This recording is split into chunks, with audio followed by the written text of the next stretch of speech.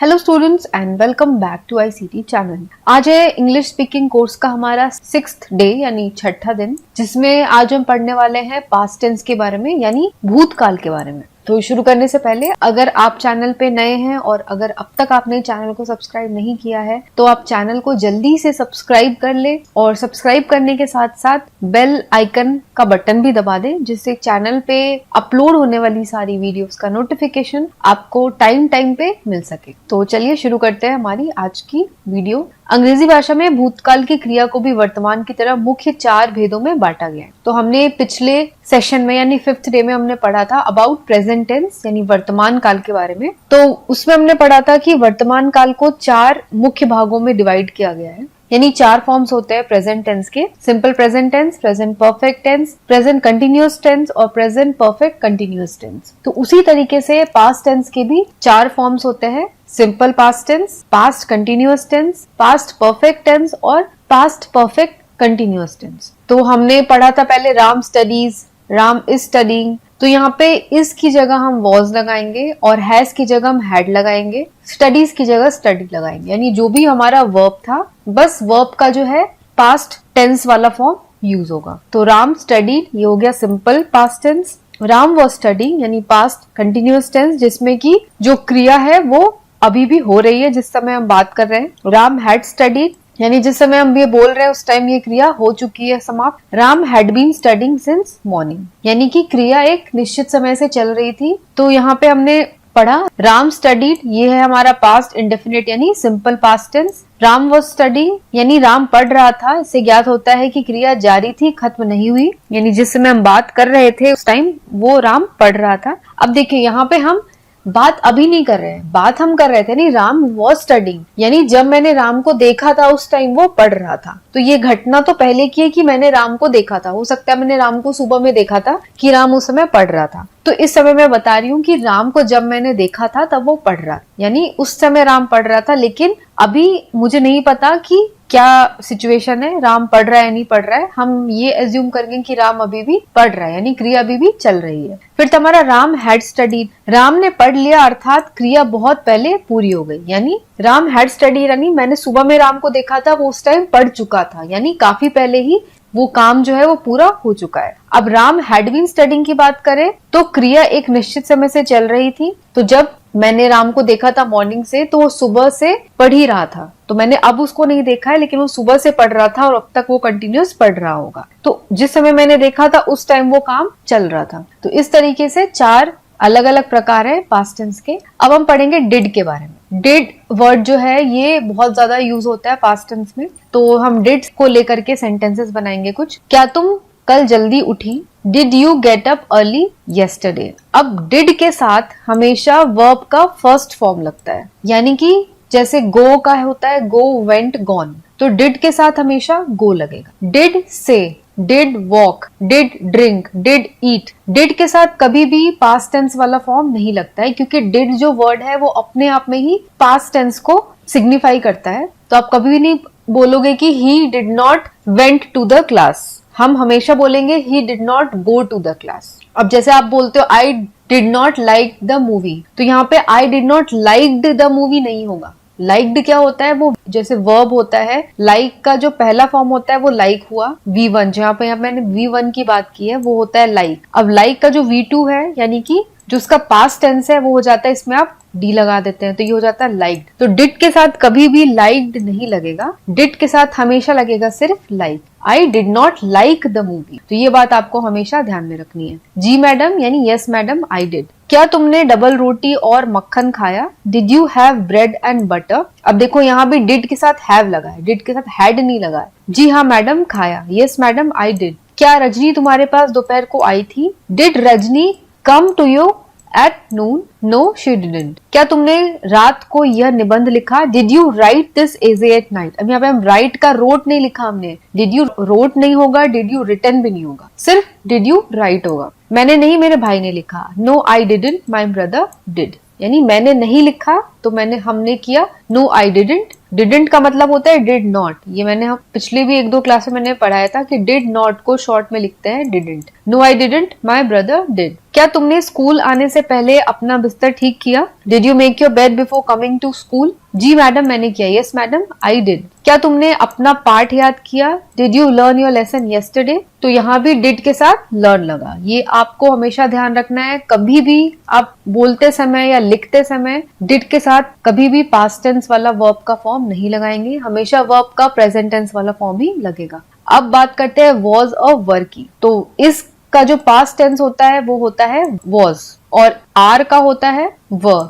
तो यहाँ पे हम सीखेंगे वॉज और वर को। जैसे हम इज और आर का यूज करते हैं वैसे ही हम वॉज और वर का भी यूज करेंगे। क्या कल तुम बाजार गए थे? Were you out shopping yesterday? तो वर के साथ यहाँ पे आईएनजी का फॉर्म लगा, यानी शॉप का शॉपिंग हो गया, ड्रिंक का ड्रिंकिंग हो गया, ईट का ईटिंग हो गया। तो यहाँ पे हम हमेशा जो कंटिन्यूअस टेंस है वॉज और वर के साथ उसमें हमेशा आईएनजी लगता है। जैसे हमने पहले पढ़ा है प्रेजेंट टेंस यानी वर्तमान काल में इज और आर के साथ आईएनजी लगता है कंटिन्यूअस टेंस में, वैसे ही पास्ट कंटिन्यूअस टेंस में भी वॉज और वर के साथ वर्ब के साथ आईएनजी लगेगा। जी सर मैं मार्केट गया था। Yes sir I was. क्या तुम चलते चलते पुस्तक पढ़ रहे थे? Were you not reading a book while walking? Yes sir I was. क्या रमा भी चलते चलते पढ़ रही थी? Was Rama also reading while walking? No she was just listening. क्या तुम्हारे घर में तुम्हारी बुआ गा रही हैं? Was your aunt singing at your house? No it was my sister, यानी नहीं वो मेरी बहन गा रही थी। क्या तुम अखबार पढ़ रही थी? वर you reading the news paper? Yes I was. तो यहाँ पे हमने हर जगह वर के साथ आईएनजी लगाया है, वर्ग के साथ हमने रीड नहीं लगाया है, हमेशा वर्ग के साथ रीडिंग लगेगा। अब यहाँ पे आप ये चीज एक और नोटिस करो कि हमेशा यू के साथ और प्लूरल फॉर्म के साथ वर लगेगा। जैसे you were you reading the newspaper या was you reading the newspaper नहीं होगा। लेकिन जब हमने यहाँ पे शी लिखा तो शी क्या, शी मतलब वो एक, तो शी के लिए हमने वॉज लगाया। She was just listening. तो हमेशा सिंगुलर के साथ हम इज प्रेजेंट टेंस में और वॉज पास्ट टेंस में लगाते हैं, और सिंगुलर और जब प्लूरल की बात करें तो हम आर लगाते हैं प्रेजेंट टेंस में और वर लगाते हैं पास्ट टेंस में। अब बात करते हैं हैड की। हैड यूज होता है हमारा पास्ट परफेक्ट टेंस में। अब हैड के साथ मैंने आपको बताया, जैसे मैंने डिड का बताया था कि डिड के साथ हमेशा V1 लगता है यानी वर्ब का फर्स्ट फॉर्म लगता है, वैसे ही हैड के साथ हमेशा वर्ब का थर्ड फॉर्म लगता है। अब वर्ब का थर्ड फॉर्म क्या होता है ये आप सोचेंगे तो वर्ब का 3 पार्ट होता है। जैसे गो की बात करें, गो होता है यानी जाना। गो सिंपल वर्ब है, फर्स्ट फॉर्म में है, प्रेजेंट टेंस में है। जब गो का हम पास्ट टेंस बनाएंगे यानी सेकेंड फॉर्म, जब V2 की बात करें तो गो का होता है वेंट, और जब V3 की बात करें तो उसका हो जाएगा V3 gone. Go went gone. तो गॉन जो है वो V3 यानी वर्ब का थर्ड फॉर्म है, और ये जो थर्ड फॉर्म है वो हैड के साथ हमेशा यूज किया जाता है। ऐसे ही बहुत सारे वर्ड्स हैं जिनका हर एक वर्ड का बल्कि वर्ब के 3 फॉर्म होते हैं। अब जैसे बात करें अगर हम बैड की, तो बैड का होता है वर्स और फिर उसका थर्ड फॉर्म होता है worst. Bad worse worst. Eat eaten eaten. Sing sang sung. Sing होता है प्रेजेंट टेंस, सैंग होता है पास्ट टेंस और संग होता है पास्ट परफेक्ट टेंस। तो जब भी हम हैड यूज करेंगे, हम सिंग सैंग संग की अगर बात करें तो हम हमेशा हैड संग लिखेंगे, कभी भी हम हैड सिंग या हैड सैंग नहीं लिखेंगे। Had go, had went, had gone, इसमें से जो करेक्ट वर्ड है वो होगा हैड गॉन। तो अब सेंटेंसेस देखते हैं। क्या तुम सिनेमा नहीं गए थे? Had you not gone to the cinema. यहाँ पे हैड यू नॉट वेंट या हैड यू नॉट गो नहीं होगा, हैड यू नॉट गॉन। नहीं यानी नो, हाई हैड नॉट। क्या वह दुकान बंद कर चुका था? Had he closed the shop. तो यहाँ पे क्लोज का जो V2 यानी सेकेंड फॉर्म है वो भी क्लोज्ड होता है, और V3 यानी थर्ड फॉर्म जो है वर्ब का वो भी क्लोज्ड ही होता है। तो क्लोज का होता है क्लोज, क्लोज्ड, क्लोज्ड। इस वजह से यहाँ पे हैड के साथ क्लोज्ड का यूज किया गया है। हाँ कर चुका था, यस ही हैड। क्या वह आपको कल तक नहीं मिला था? Had he not met you till yesterday. तो यहाँ पे मेट जो है वो मीट का पास्ट टेंस है, मीट का थर्ड फॉर्म है। मीट का भी मेट मेट होता है, यानी V2 होता है मेट और V3 भी होता है मेट। क्या तुम कल खेलने नहीं गए थे? Had you not gone to play yesterday?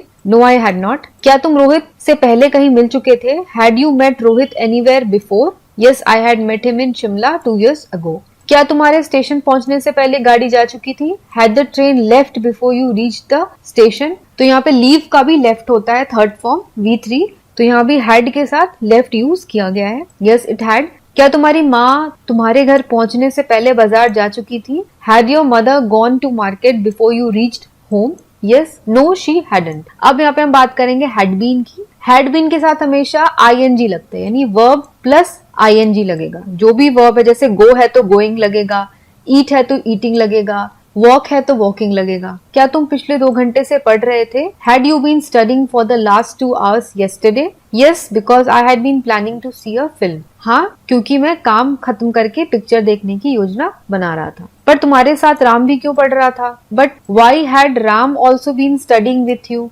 Because he had also been insisting on going with me for the film. क्योंकि वो भी मेरे साथ पिक्चर जाने की जिद कर रहा था। तो यहाँ पे आप सेंटेंसेस में ये ध्यान दो कि हमें यहाँ हर सेंटेंस में had been के साथ ing का फॉर्म लगा है वर्ब का। पर तुम्हारी माताजी तो कह रही थी कि तुम कुछ दोस्तों के साथ घूमने का प्रोग्राम बना रहे हो। But your mother was saying that you had been planning to go out with some friends. Yes, previously we had been planning something of the sort, but later we changed our program. हाँ, पहले हम ऐसा ही कुछ सोच रहे थे पर बाद में प्रोग्राम बदल गया। तो यहाँ पे हमने सारे इम्पोर्टेंट जो वर्ब के फॉर्म्स है वो डिस्कस कर लिए। अब हम पास्ट टेंस के सकारात्मक वाक्यों से नकारात्मक तथा प्रश्नात्मक वाक्य बनाते हैं। नियम वही है कि पास्ट इंडेफिनिट टेंस में डिड सहायक क्रिया बन जाती है, पास्ट कंटिन्यूअस टेंस में वॉज, वर तथा पास्ट परफेक्ट टेंस में हैड के बाद निषेधात्मक वाक्यों में नॉट बढ़ जाता है। इसी प्रकार प्रश्नात्मक वाक्यों में यही सहायक क्रियाएं डिड, वॉज, वर तथा हैड वाक्यों में पहले प्रयोग में आती है। तो अब हम जो सिंपल अपने सेंटेंसेस है पास्ट टेंस के, उससे अब हम निगेटिव और अफर्मेटिव यानी कि क्वेश्चन वाले सेंटेंसेस में कन्वर्ट करेंगे। अफर्मेटिव नहीं, सॉरी, अब हम उसे इंटरोगेटिव सेंटेंसेस में कन्वर्ट करेंगे, यानी प्रश्नात्मक वाक्य में कन्वर्ट करेंगे। तो पहला है आई एट ब्रेड एंड बटर। तो यहाँ पे आपको अगर निगेटिव में चेंज करना है तो कुछ नहीं करना है, सिर्फ एट की जगह हो जाएगा डिड नॉट ईट। डिड के साथ हमेशा फर्स्ट फॉर्म लगता है, यानी ईट लगेगा। मैंने आपको शुरू में ही बताया है आज की वीडियो के एकदम स्टार्टिंग में ही कि कभी भी डिड के साथ पास्ट टेंस वाला वर्ब का फॉर्म नहीं लगेगा। तो हम आई did not at the bread and butter नहीं लिखते हैं, हम लिखेंगे आई did not eat bread and butter.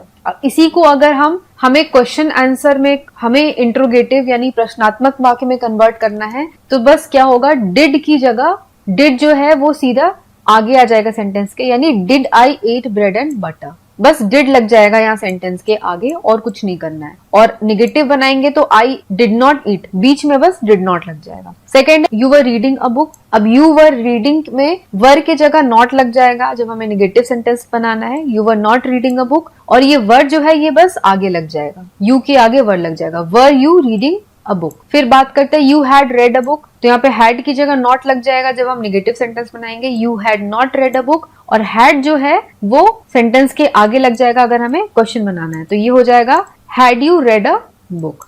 तो इस तरीके से बहुत ही सिंपल है इंट्रोगेटिव और निगेटिव सेंटेंसेस बनाना। तो इसी के साथ हमारी आज की वीडियो यहीं पे समाप्त होती है। आपको आज की वीडियो कैसी लगी आप मुझे जरूर बताएं, और इसके साथ ही साथ इस वीडियो को आप अपने सारे फ्रेंड्स के साथ भी जरूर शेयर करें। तो आज के लिए बस इतना ही, मैं मिलूंगी आपको अगली वीडियो के साथ। तब तक के लिए take care, stay safe and have a nice day.